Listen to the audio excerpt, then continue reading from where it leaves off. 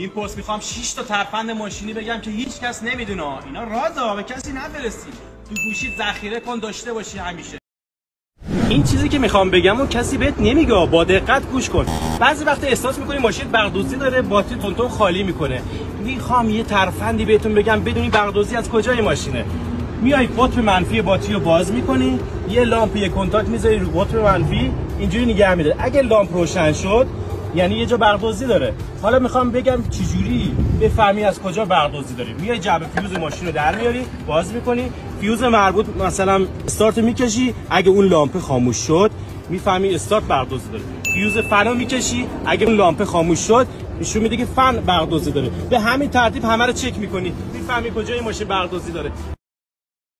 میخوام یه ترفند چند میلیونی بهت یاد بدم که اگه تو جاده یا بیابون مونده باشی ماشین روشن نمیشه، با یک کارت ماشین رو روشن کنی. بیا اینجا استارت بزن. خوبه، ماشین روشن نمیشه. میای ریل دوبلو باز میکنی.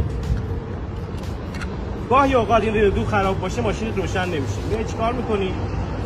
یه کارت ویزیتی چیزی میذاری زیر این پلاتینا، باعث برقراری اتصال اینا میشه. استارت. ببینید خیلی راحت ماشین روشن میشه. هر وقت داری میری چراغ باتری ماشین روشن شد اصلا نگران نباش، خونسردی خودت حفظ کن. چراغ دینام به علت یا تصمیم دینام پاره شده یا دینامت برق تولید نمیکنه. برای این کار شما سعی کن مصرف کننده های مهم پر مصرف خاموش کنی، مثل کولر، چراغ، اینا رو خاموش کنی تا باتری سریع خالی نشه، خودتو تا یه مسیری برسونی، بعد اونجا بدی تعمیر کنن درستش کن. آقا هر وقت تو جاده داری میری چراغ بنزینت روشن شد اصلا نگران نباش. شما با چراغ بنزین روشن هم میتونی یه مدتی طی کنی برسی یه پمپ بنزین. و اینکه مصرف بنزین بیاد پایین، اولین کاری که میکنی شیشه ها رو بده بالا تا مقاومت هوا مصرف رو بالا نبره. دو اینکه با سرعت مناسبی برو که مصرف بالا نره. سعی کن بعد دنده ای هستی دور موتورت بین 2500 تا 3000 اینا باشه که مصرف خیلی بالا نره. به همین طریق میری به جایگاهی برسی، مسافت بیشتری طی کنی که به یه جایگاهی برسی. اگه میخوای نصف مشکلات ماشینت حل بشه اینو بکش. بیا اینجا.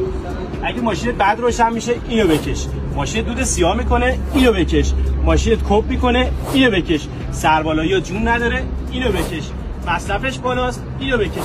اگه ماشینت بهتر شد این سنسور اکسیژن رو عوض کن. آقا میری کارواش، همون اول لنسر کارواش رو میگیری اینجا، برادهای لنت و کثافت‌های دیسک اینا میاد بیرون و تو هم خیلی خوشحال میشی. اون طرف هم فکر کنه الان چه انعامی میخواد بگیره، ولی به هیچ وجه این کارو نکنی، به خاطر اینکه این دیسک در اثر ترمزگیری گرم شده و تاب برمیداره. شما بعدا راه بیفتی هر بار ترمز بزنی ماشین میلرزه. به هیچ وجه این کارو نکنید. این پست حتما بفرست به کسایی که لازمش دارن. لایک کامنت هم یادتون نره.